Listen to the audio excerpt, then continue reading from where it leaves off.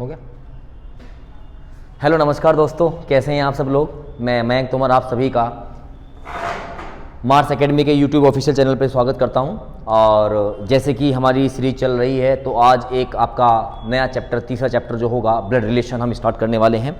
और देखते देखते आपको दिवाली तक हम लगभग 3 या 4 चैप्टर अपने पूरे कर चुके होंगे। और दिवाली मनाने में तभी मज़ा आता है जब हमारी जॉब लग जाएगी, हमारे पास पैसे होंगे, अपने मम्मी पापा के लिए हम कुछ उपहार लेके आएंगे, अपने लिए कुछ करेंगे। तो त्यौहार उसी का है जिसकी जेब में पैसे हैं, जो अपनी मेहनत से पैसे कमाता है। तो दिवाली उसी की ही मनेगी। तो ठीक है, इस बार ये अपना प्रण लेंगे हम कि अगली दिवाली पर हम अपने पैसे से दिवाली मनाएंगे। ठीक है, तो माँ सरस्वती का ध्यान करते हुए अब हम स्टार्ट करेंगे अपना चैप्टर जिसका नाम है ब्लड रिलेशन। और ब्लड रिलेशन का आज हम पार्ट 1 करने वाले हैं। ठीक है, तो करते हैं स्टार्ट।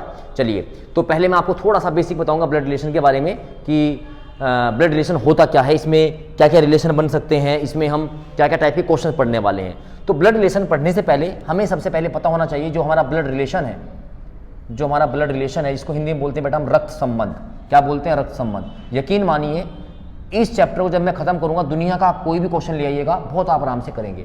तो ब्लड रिलेशन को पढ़ने के लिए हमारे पास सबसे पहले 2 व्यक्ति जिनकी वजह से आज हम पृथ्वी पर हैं, हमारी मम्मी जिसको हम बोलते हैं मदर, और हमारे पापा जिसको हम बोलते हैं फादर।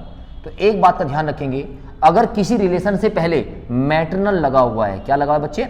मैटरनल कीवर्ड लगा हुआ है। तो हिंदी वाले बच्चे थोड़ा ध्यान देंगे, इस चैप्टर में आप जो टर्म है वो थोड़ी इंग्लिश में पढ़ेंगे। वो मैटरनल को ऐसे लिख देगा। अगर लिखा हुआ है मैटरनल अंकल, तो मैटरनल अंकल मतलब माता की साइड से अंकल। तो माता की साइड से अंकल कौन लगेगा? जो हमारा चाचा होगा, जो हमारा चाचा होगा। मैटरनल ग्रैंडफादर यानी कि मदर की साइड से, मैटरनल मतलब मदर, मदर की साइड से दादाजी यानी कि नाना की बात करेगा। ठीक है, ऐसे ही अगर किसी रिलेशन से पहले लगा हुआ है पैटर्नल, तो पैटर्नल मतलब वो हमारे पापा की साइड से बात करेगा। और इसमें कुछ भी तो नहीं है याद करने के लिए, ये हमारी माँ है, ये रहा माँ, मैटरनल में माँ आता है, और ये हमारे रहे क्या? पा, तो यानी कि पैटर्नल से रहा फादर। तो हमने 2 बातें बताई हैं। अगर मैटरनल कीवर्ड लगा हुआ है तो इस बात का मतलब ये होगा कि हमारा जो रिलेशन है वो मदर की साइड से होगा, और जो हमारा पैटर्नल है तो वहां पर रिलेशन जो है वो फादर की साइड से होगा। चलिए, इसके बाद जब हम बच्चे पढ़ेंगे अपनी पजल, तो पजल में क्या होता है? पजल में हमारे पास जो रिलेशन बनता है वो बनता है बहुत सारे, 8 आदमी, 10 आदमी, 20 आदमी, कुछ भी हो सकते हैं। तो वहां पर हमारे पास कुछ जेंडर्स होते हैं। क्या होते हैं? जेंडर्स। तो इन जेंडर को हम कैसे रिप्रेजेंट करेंगे? जो जेंडर्स होंगे, जेंडर जिसको हम बोलते हैं हिंदी में लिंग, तो लिंग को हम कैसे प्रदर्शित करेंगे? तो जेंडर को हम प्रदर्शित करने के लिए हम बात करेंगे 3 जेंडर की, यानी कि मेल यानी कि पुरुष, फिर करेंगे बात फीमेल की, महिला की, और तीसरा जेंडर हमारा होगा कॉमन जेंडर, है ना? क्या होगा? Common gender. तो जो मेल होंगे, जितने भी पुरुष होंगे जिनका हमें पता लग जाएगा भाई इसका जेंडर क्या है, पुरुष है, तो हम उसको डिनोट करेंगे एक स्क्वायर से। एक स्क्वायर बना देंगे, उसका पता लगाएंगे कि ये क्या है, एक मेल है।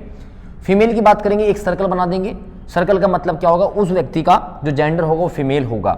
और कॉमन जेंडर पे हम कोई भी साइन नहीं लगाएंगे। इस बात का मतलब ये होगा कि ये व्यक्ति मेल भी हो सकता है, ये व्यक्ति फीमेल भी हो सकता है। आपको सर बात समझ में नहीं आई? एक एक एग्जांपल से बताओ, लिखते हैं। जैसे लिखा हमने यहाँ पर, A is the brother of B, A is the brother of B. A जो है वो बी का भाई है। ए, मैं इसको हिंदी में लिख देता हूँ, हालांकि ऐसी कोई जरूरत नहीं है। ए बी का भाई है। तो मैं आपसे कहूं तो मुझे ये बताइए जेंडर आपको किसका पता है? आप कहोगे sir A is the brother, यानी कि ए जो है वो ब्रदर है, यानी कि जो ए है वो भाई है। जब ए भाई होगा तो हमें जेंडर ए का पता होगा। अगर हम अपने भाई की बात करेंगे तो वो मेल होगा, तो हम यहाँ पर ए लिखेंगे और इसके ऊपर ये बॉक्स बना देंगे। इस बात का मतलब है ए क्या हो गया? एक मेल हो गया। अब हमें यहाँ पर लिखने की आवश्यकता नहीं है। जैसे मैं कहूँ यहाँ पर A is the mother of B, A is the mother of B. A जो है वो बी की माता है, तो हम यहाँ पे पता लग गया ए जो है मदर है, तो मदर है तो हम जेंडर यहाँ पे क्या बनाएंगे? फीमेल। तो हमने फीमेल बना दिया, तो ए जो है वो फीमेल है। ठीक है, चलो माता कैसे बनाएंगे वो हम बताएंगे। फिलहाल हम बात करें जेंडर की। अब जैसे मैंने लिखा यहाँ पर A is the child, A is the child of B. A जो है वो बी का बच्चा है। अब बच्चा तो मेल भी हो सकता है, फीमेल भी हो सकता है, तो ये कॉमन जेंडर हो गया। ठीक है ना? तो ये मेल भी हो सकता है, या तो मेल होगा या फिर होगा फीमेल, है ना? ये फिर क्या होगा? फीमेल। तो आइदर मेल और फीमेल। तो हम इसमें जेंडर डिफाइन नहीं कर सकते। जैसे अभी मैं तुमसे कहूँ बेटा बताओ आज क्लास में कितने स्टूडेंट्स आए हैं, कितने बच्चे आए हैं, तो आप मेल और फीमेल सबको काउंट कर दोगे, तो वहाँ पर जेंडर डिफाइन नहीं कर सकते। तो सेकंड थिंग इज दिस कि हमें यहाँ पर जो जेंडर बनाने हैं वो किस तरीके से रिप्रेजेंट करने हैं। तो मैं समझता हूँ कि आप लोगों को समझ में आ गया होगा, और समझ में आ गया हो तो एक बार थम्स अप, है ना, थम्स अप जरूर कर दीजिएगा, लाइक वाला बटन जरूर दबा दीजिएगा और इसको शेयर सेशन को कर दीजिएगा। ठीक है ना? चलिए इसके बाद हम बात करेंगे प्यारे बच्चे, ये हमारे रहे क्या, ये हमारे रहे जेंडर को रिप्रेजेंट करने के तरीके। इसके बाद हम बात करेंगे जनरेशन की, और एग्जाम में जनरेशन में सबसे ज्यादा गलतियां होती हैं, ठीक है। देखो चलो देखते हैं जनरेशन, भाई जनरेशन क्या होती है। देखो जैसे हम और तुम है ना, जैसे हम और तुम है जनरेशन में, ये रहे हम और ये रहे तुम, तो हमारी जनरेशन जो है वो 1 है, यानी कि सबसे छोटी जनरेशन है हमारी, स्टेज 1 है। और हमारा संबंध हमारे फिर डायरेक्टली होता है हमारे मम्मी से या पापा से। अगर मैं यहाँ पर एक जेंडर बना, अब मैं कोड वर्ड में बात करूंगा, तो मैंने यहाँ बनाया एक स्क्वायर, और स्क्वायर किसको रिप्रेजेंट कर रहा था, मेल को। तो हमारी जनरेशन से ऊपर जस्ट हमारे तो मम्मी आएंगे या पापा आएंगे, लेकिन हमने यहाँ पे जेंडर क्या बनाया, हमने जेंडर बनाया यहाँ पर मेल। तो यानी कि ये हमारे फादर को रिप्रेजेंट कर रहे होंगे, ये हमारे पिता को रिप्रेजेंट कर रहे होंगे, बोलो हाँ ना। और पिता की जो जनरेशन होगी वो हमारे से बड़ी होगी, तो यानी कि इनकी स्टेज नंबर क्या हो जाएगी, 2 हो जाएगी। अगर हम यहाँ पे सर्कल बनाते तो ये हमारी मम्मी को रिप्रेजेंट करते, बोलो हाँ ना। इसके बाद अगर हम बात करेंगे, इसके ऊपर भी आपको पता है हर पिता का एक पिता होता है जिसको हम प्यार से बोलते हैं दादाजी, और यहाँ पे लिखे हम ग्रैंडफादर, यहाँ पर हम लिखेंगे ग्रैंडफादर जिसको आप बोलते हैं दादाजी, ठीक है ना, दादाजी। और इनकी जो जनरेशन होती है वो होती है स्टेज नंबर 3, है ना, पीढ़ी संख्या 3। ये जनरेशन की बात कर रहे हैं हम, किसकी बात कर रहे हैं, जनरेशन की बात कर रहे हैं, जिसको प्यारे बच्चे हम बोलते हैं पीढ़ियाँ, है ना, पीढ़ियाँ।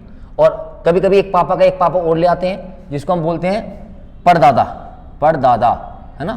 तो जैसे हम बोलेंगे इसको ग्रेट ग्रैंडफादर, क्या बोलेंगे बेटा, ग्रेट, यानी कि जहां पर ग्रेट वर्ड लग गया, ग्रेट ग्रैंडफादर, ठीक है ना। ये जीएफ का मतलब कुछ और मत समझ लेना, ये ग्रैंडफादर है ना। तो ग्रेट ग्रैंडफादर की जो जनरेशन होगी ये आपकी स्टेज नंबर कितनी होगी, 4 होगी। तो आपको किसी भी तरह से जनरेशन दे दी जाए तो आप इस तरह से रिप्रेजेंट करोगे। बस ध्यान रखेंगे हमारा संबंध डायरेक्टली जो होता है वो हमारे मम्मी या पापा से होता है। तो मैं आपको ठीक समझा पा रहा हूं क्या, ठीक समझा पा रहा हूं तो एक बार कमेंट में जरूर लिखा करें यस सर, क्योंकि देखो यस लिखने में आपको मुश्किल से 1 सेकंड का समय लगेगा, लेकिन उसका मोटिवेशन हमें कितना मिलता है ये आप समझ भी नहीं सकते, वो फीलिंग हमारे अंदर क्या होती है, ठीक है। तो प्लीज आप सबसे रिक्वेस्ट यही है कि आप जरूर लाइक और सब्सक्राइब जरूर किए और कमेंट तो जरूर करा करें, ठीक है। चलिए लास्ट देखेंगे इसका, लास्ट जो हमें चीजें सीखनी है बच्चे, तो बात करेंगे जो सिबलिंग होते हैं, सिबलिंग। तुम कहोगे सर सिबलिंग क्या है बेटा, ये सिबलिंग यही है, यूपी पुलिस का एग्जाम था उसमें साफ साफ लिखा हुआ था ए बी का सिबलिंग है, क्या लिखा था, ए बी का सिबलिंग है। तो सिबलिंग का मतलब अब मैं बता दूंगा, लेकिन सिबलिंग लिखना जरूरी था जो हिंदी मीडियम के बच्चे हैं। अगर दोनों भाई भाई हैं, अगर एक भाई है और एक बहन है, या दोनों बहन बहन हैं, तो इस वर्ड के लिए हम यूज करेंगे कि A is the sibling of B. मतलब हम यहां पर जेंडर डिफाइन नहीं कर सकते हैं, ए और बी में हम कोई जेंडर डिफाइन नहीं कर सकते हैं, ठीक है।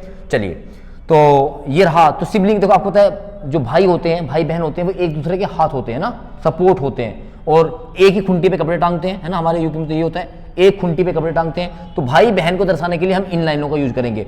इसको अगर टेक्निकल लैंग्वेज में बोलेंगे, है ना, the vertical lines is used to represent the relation of siblings. Hindi में एक खूंटी पे कपड़े टांगने हैं सबके, भाई बहन बना देंगे। सर बात समझ में नहीं आई, लिख के बताओ। मैंने कहा ए बी का भाई है ना, ए बी का भाई है, तो A is the brother of B. कैसे बनाएंगे इसको, हम कैसे रिप्रेजेंट करेंगे, ये रहा ए, ब्रदर है तो मेल होगा, और ब्रदर होगा तो हम इसको रिप्रेजेंट करेंगे ऐसे। तो इस बात का मतलब है ए बी का भाई है। आगे बढ़ाते हैं, बी सी की बहन है, बी सी की बहन है, तो बी सिस्टर है, तो सिस्टर है तो बना दी मैंने सिस्टर, और किसकी सिस्टर है, ये सी की। तो यानी कि ये जो लाइनें हैं ये यूज की जाएंगी किसके लिए, सिबलिंग्स के लिए, ठीक है। इसी में सेकंड रिलेशन आएगा, वो आएगा आपका स्पाउस। तुम कहोगे सर ये स्पाउस क्या बला आ गई, बेटा ये स्पाउस हिंदी में ऐसा लिखा जाएगा। यूपी पुलिस की करतूत बता रहा हूं, यूपी पुलिस के एग्जाम में यही करतूत हुई थी, ठीक है ना। तो स्पाउस का मतलब जो होगा वो होगा एक मैरिड कपल, क्या होगा, SPOUSE, है ना, एक मिनट रुक जाइएगा, SPOUSE, स्पाउस हिंदी में ऐसा लिखा था वहां पर। स्पाउस का मतलब होता है क्या, मैरिड कपल, जिसको आप और आसान भाषा में बोलोगे विवाहित जोड़ा, क्या बोलेंगे, विवाहित जोड़ा, ठीक है। तो इसके लिए आप इस लाइन का प्रयोग करोगे, एक गाड़ी के 2 पहिया बना दो, एक गाड़ी के 2 पहिया, हस्बैंड होगा मेल, वाइफ होगी फीमेल, बनेगी गाड़ी, है ना, धुरा बन गए, है ना, एक्सल बोलते हो इंग्लिश में। तो यहां पर तो हस्बैंड हो गया, ये हो गया बेटा हस्बैंड, और ये कौन हो गया, वाइफ। तो यानी कि आप ये जो खड़ी लाइनें हैं इनका प्रयोग करोगे भाई बहन के लिए, सिबलिंग्स के लिए, और जो आपके स्पाउस होंगे इनके लिए आप क्या करोगे, यूज, इनके लिए आप यूज करेंगे एक पढ़ी हुई लाइन, जिसको आप बोल सकते हैं हॉरिजॉन्टल लाइन। तो ये कुछ बेसिक सी बातें थी जो आपने समझी होंगी, और अब मैं एक छोटा बेसिक सा क्वेश्चन आपको दूंगा, और उसके बाद हम अपनी स्लाइड्स पे चलेंगे, जो आए हुए क्वेश्चन से जो एग्जामिनर ने पूछे हैं उनको हम देखेंगे, ठीक है। जैसे एक क्वेश्चन हम लेते हैं, पहले बना लेते हैं, लिखा हुआ जैसे एक परिवार में 5 सदस्य हैं ना, 5 member A, B, C, D और E, है ना, ये है। पहले लिखा A is the son of B, A B का पुत्र है, A B का पुत्र है। सेकंड इंफॉर्मेशन लिखा B is not the mother of A, B A की माता नहीं है, B A की माता नहीं। थर्ड इंफॉर्मेशन लिखा B and C is a married couple, B और C विवाहित जोड़ा है, ठीक है जी। फिर लिखा E is the uncle of A, E A का चाचा है। इसमें हिंदी में ऐसे कुछ नहीं है कि आपको समझ में ना आए, E A का चाचा है। और एक और लिख देते हैं, E बस और रहेगा कुछ, D रहेगा, D के बारे में लिख देते हैं। D is the daughter of C, D C की पुत्री है ना। ऐसे क्वेश्चन हमने बनाया आपको समझाने के लिए कि हमने पढ़ा क्या है उसके बारे में देखने के लिए। चलिए, तो सबसे पहले हम बात करेंगे, क्या लिखा है, A is the son of B, A पुत्र है B का, तो ये बनाया मैंने A, और ये सन है तो सन को हम ऐसे बनाएंगे भाई मेल है, और ये सन जिसका भी होगा तो उसकी जनरेशन तो ऊपर जाएगी बेटा, तो यहाँ पे कौन आने वाला है B, है ना। A जो है वो B का पुत्र हो गया। लिखा हुआ B is not the mother of A, लेकिन जो B है ना वो माता नहीं है। मैंने कहा था हमारा संबंध दो ही व्यक्तियों से बन सकते हैं, तो मम्मी से बनेगा या पापा से बनेगा। उसने साफ साफ मना कर दी, ये इसकी माता नहीं है, तो माता नहीं है तो पिता होगा, बोलो हाँ है ना, और तो कुछ हो ही नहीं सकता, ठीक है। माता नहीं है तो पिता होगा। फिर लिखा B और C एक मैरिड कपल है, B की शादी हुई है C से, मैरिड कपल है, ये भी क्या था आपका मेल, तो ये क्या हो जाएगी फीमेल, तो भाई अपोजिट जेंडर होता है ना, मैरिड कपल में अपोजिट जेंडर होगा। फिर लिखा हुआ था E is the uncle of A, E जो है A का चाचा है। भाई हम चाचा किसको बोलते हैं, जो हमारे पापा होंगे, पापा के भाई को हम चाचा बोलते हैं, और इसका चाचा कौन है E, तो A का पापा कौन था B, तो B का भाई को मैं ऐसे बनाएंगे, तो B का भाई बन गया E, और देखो E जो है A का चाचा बन गया। दोबारा देखो, A का पापा B और B का भाई कौन E, तो जो E है वो चाचा बन गया किसका, A का। फिर क्या था, D C की पुत्री है, अब चाहे C की पुत्री हो चाहे B की पुत्री हो, मैरिड कपल है, बात तो एक ही रहेगी, तो यानी कि ये भाई बहन होगी कि नहीं होगे। और D जो है वो डॉटर थी तो क्या बन गई, फीमेल बन गई। तो आई थिंक जो बेसिक चीजें वो आपको समझ में आई होंगी, ठीक है ना। ऐसा मैं समझ के चल रहा हूँ, तब तक एक बार लाइक का बटन जरूर दबा दीजिएगा। और अब हम अपने क्वेश्चन की ओर चलेंगे। तो पहला क्वेश्चन आपके सामने ये रहा, और इसको सभी लोग अपने आप एक बार ना अच्छे से ट्राई करेंगे, ठीक है ना। ये रहा आपके पास फर्स्ट क्वेश्चन। चलिए, दीपक सेड टू नितिन, कोई दीपक है, इसने नितिन से कहा that boy playing football is the younger of the 2 brothers of the daughters of my father's wife, ठीक है ना। दीपक ने नितिन से कहा फुटबॉल खेलने वाला लड़का मेरे पिता की पत्नी की बेटी के 2 भाइयों में छोटा है, तो फुटबॉल खेलने वाला लड़का दीपक से कैसे संबंधित है। चलिए, ये क्वेश्चन सारे एग्जाम्स में आए हुए हैं और बनाने की कोशिश करते हैं इसको, ठीक है। तो कंप्यूटर जी हमें स्पेस तो मिल नहीं रहा है, चलो देखते हैं, यहां बनाते हैं। तो क्या कहा, ये रहा दीपक, ये दीपक है, और दीपक ने कहा है नितिन से, किससे कहा है, नितिन से कहा है। क्या कहा है, कोई व्यक्ति फुटबॉल खेल रहा है, फुटबॉल खेलने वाला लड़का, यानी कि कोई लड़का है जो फुटबॉल खेल रहा है, वह मान लो ये है फुटबॉल खेलने वाला लड़का, हमने इसको थोड़ा सा बना दिया इस तरीके से, ये लड़का है, वह लड़का मेरे पिता की पत्नी, यानी कि दीपक कह रहा है, यानी कि मेरे पिता के, यानी कि इसका पिता ऐसे ही बनेगा क्या भाई, इनकी पत्नी ऐसे ही बनेगी क्या, मेरे पिता की पत्नी की बेटी, मेरे पिता की पत्नी की बेटी मतलब दीपक की बहन हो गई क्या, मेरे पिता के पत्नी की बेटी यानी दीपक की बहन हो गई क्या, बेटी के 2 भाइयों में, यानी कि एक भाई इसकी बेटी इसके 2 भाई है, तो एक भाई तो यहां बन गया, एक भाई कहीं और हो सकता है, बोलो हाँ है ना, बोलो बात सही है क्या, 2 भाइयों में छोटा है, तो यानी कि ये जो आपने इस्माइली बनाया था ना, ये रहा इस्माइली, यानी कि दीपक उसमें से एक भाई हो सकता है, लेकिन ये छोटे वाला यही है, बड़े वाला ये होगा। तो फुटबॉल खेलने वाला लड़का दीपक से किस प्रकार संबंधित है, तो फुटबॉल खेलने वाला लड़का तो दीपक का क्या हुआ है, भाई हुआ है। फुटबॉल खेलने वाला लड़का क्या हुआ है, दीपक का भाई हुआ है, तो ऑप्शन नंबर 20 का आंसर होगा। बताइए बात समझ में आई या नहीं आई, एकदम क्लियर है क्या, बताइए क्लियर है बिल्कुल एकदम। चलिए, तो नेक्स्ट क्वेश्चन की ओर बढ़ेंगे। देखो कितना आसान से क्वेश्चन, लेकिन लैंग्वेज आपको घुमा के दी जा रही है और कुछ भी नहीं है। Pointing to a lady on the platform, एक प्लेटफॉर्म पर इशारा करते हुए एक लेडी ने कहा, मंजू ने कहा मतलब एक महिला की ओर इशारा कर रही है और मंजू कह रही है she is the sister of the father of my mother सन, कि वह मेरी माँ के बेटे के पिता की बहन है। तो मंजू महिला से कैसे संबंधित है, तो इसको ऐसे समझिएगा आप। एक बार कंप्यूटर जी बताइए यहाँ तक ठीक आ रहेगा? ठीक है, ये मान लीजिए मंजू है, ये मान लीजिए मंजू है, और मंजू जो है पॉइंट कर रही है एक महिला की ओर, तो महिला की ओर तो हमने इसका जेंडर बना दिया महिला, और ये हमने बना दिया स्माइली सा फेस, ठीक है ना। इसके कुंडल वुंडल बना दो बढ़िया से, ये इसके बाल वाल बना दो, ठीक है। तो ये लड़की है, ठीक है। चलिए क्या कहा मंजू ने, कहा वह, यानी कि इसकी बात कर रहा है, वह मेरी माँ के बेटे, यानी कि मंजू की मदर, मंजू की माता का बेटा, मंजू की माता का बेटा ऐसे ही होगा क्या, यानी कि मंजू का भाई तो होगा। मंजू की मेरी माता के बेटे के पिता, यानी कि मेरी माता के बेटे का पिता, यानी कि इसके पति की बात कर रहे हैं, बोलो हाँ या ना। मेरी माता के बेटे के पिता की बहन है, पिता की बहन, तो बहन को आप ऐसे बनाओगे, और ये है स्माइली वाली लड़की, बोलो हाँ या ना। तो बताइए मंजू की महिला कौन है, मंजू की महिला क्या लगी है ना, तो who is the lady to Manju, तो भैया ये रही मंजू। तो अब ये समझिएगा आप, ये अगर हम अपनी आम भाषा में कहें तो ये तो मंजू के माता पिता हो गए, और ये इसके पिता की क्या है, बहन है, तो ये तो बुआ लगेगी इसकी, बोलो हाँ ना, लगेगी, क्या लगेगी, बुआ, है ना। जो ये मंजू है, मंजू की महिला कौन है, तो who is the lady of Manju, तो मंजू तो इसकी क्या लगी, बुआ, लेकिन एग्जाम में बुआ नहीं मिलने वाला, तो अंग्रेजी में एक शब्द बना रखा है आंट, आंट में सब कुछ आ जाता है, तो आंट कहाँ मिला है, ऑप्शन नंबर सी, तो ऑप्शन नंबर सी इसका बिल्कुल सही आंसर हो जाएगा। तो यहां पर जो लेडी है वो मंजू की क्या लगती है, आंट लगती है। बताइए बात समझ में आया कि नहीं आया। अगर पूछता बताइए मंजू महिला की क्या लगी, है ना, मंजू महिला की क्या लगी, Manju is related to that lady, तो यानी कि इसका आंसर आपका क्या हो जाता, ये हो जाता नीस, क्या हो जाता, नीस, यानी कि इसकी क्या हो जाती, भतीजी हो जाती। तो आप देख पा रहे हो मतलब कितने आसान से क्वेश्चन है, और आप इनको बहुत इजीली कर पाओगे, ठीक है। चलेंगे अगले क्वेश्चन की ओर। अगले क्वेश्चन में क्या लिखा है देखते हैं। Introducing man to her husband, एक स्त्री ने अपने पति का परिचय करवाया। ये मान लो स्त्री है, और ये स्त्री जो है अपने पति का परिचय करवा रही है, इसका पति ये है। इसका परिचय कराते हुए क्या कहा, his brother's father's is the only son of my grand father.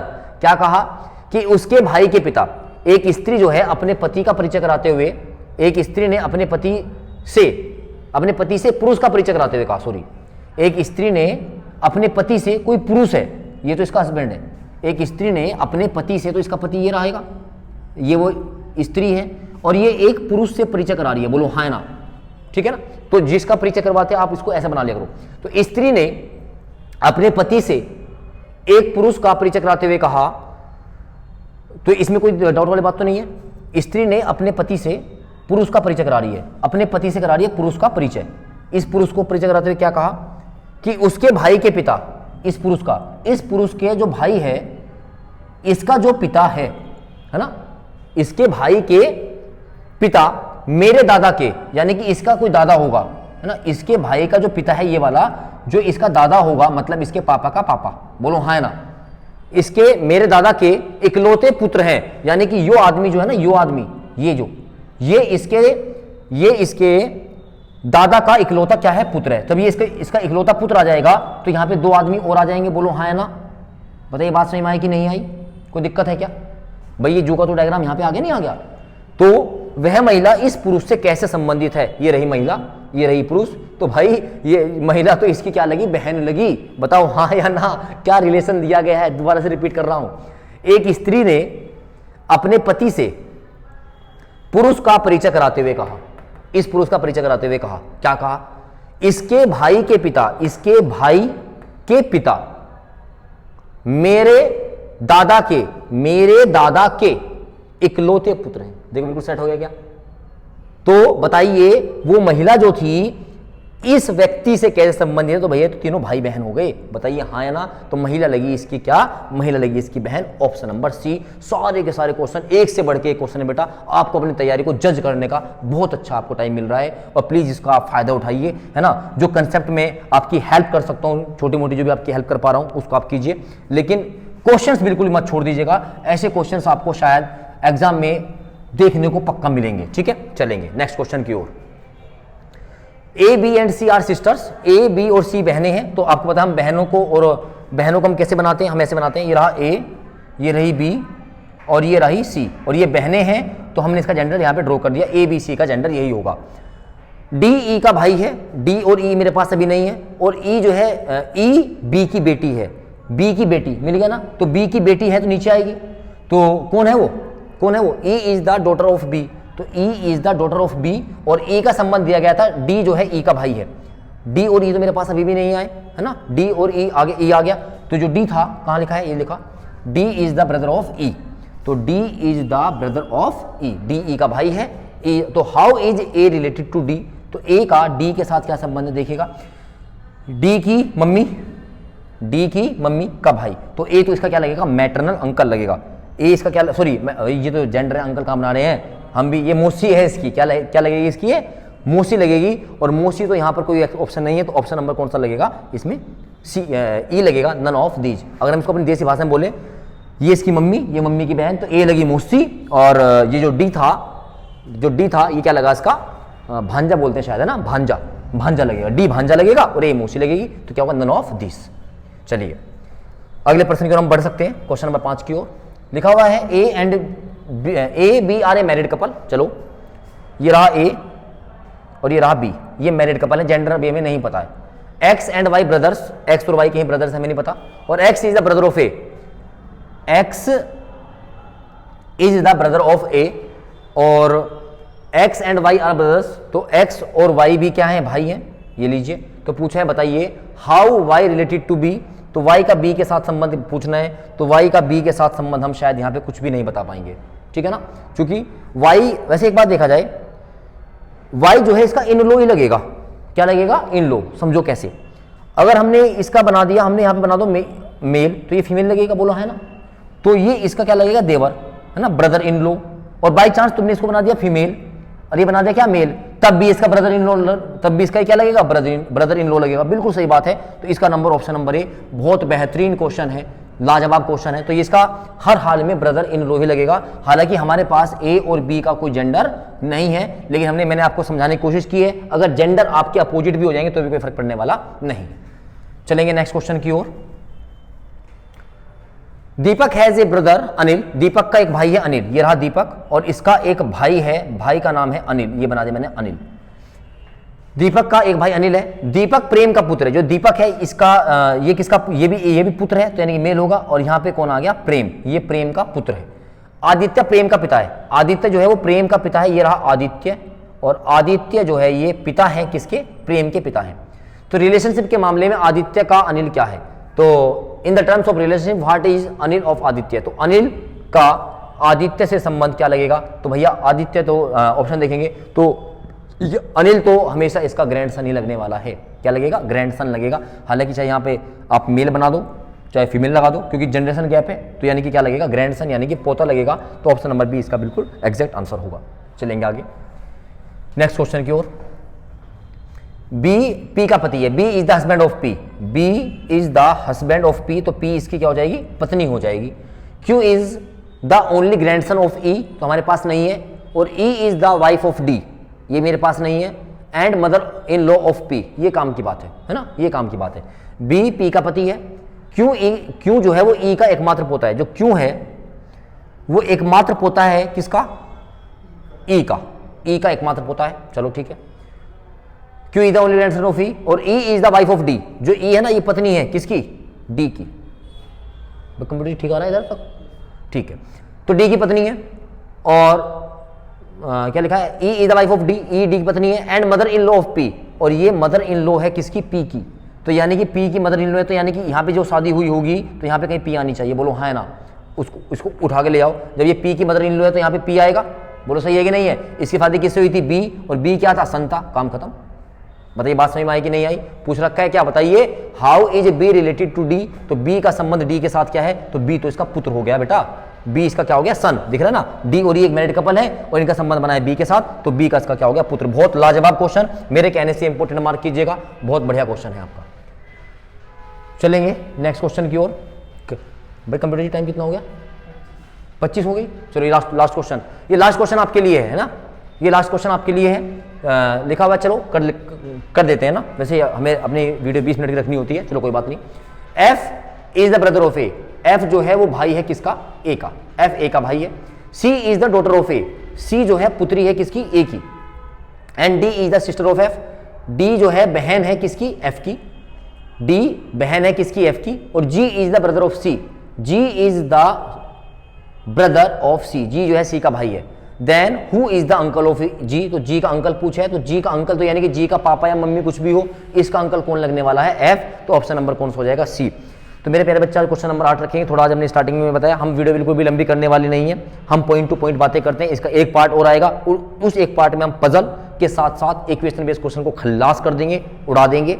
और दूसरी बात बेटा ये है कि आप लोग प्लीज़ थोड़ा सा सपोर्ट जरूर कीजिए, ठीक है ना, और वीडियो को देखिए भी, इसको शेयर भी कीजिए, जो आपके सोशल मीडिया प्लेटफॉर्म है उस पर भी लगाइए, ठीक है ना, शेयर कीजिए।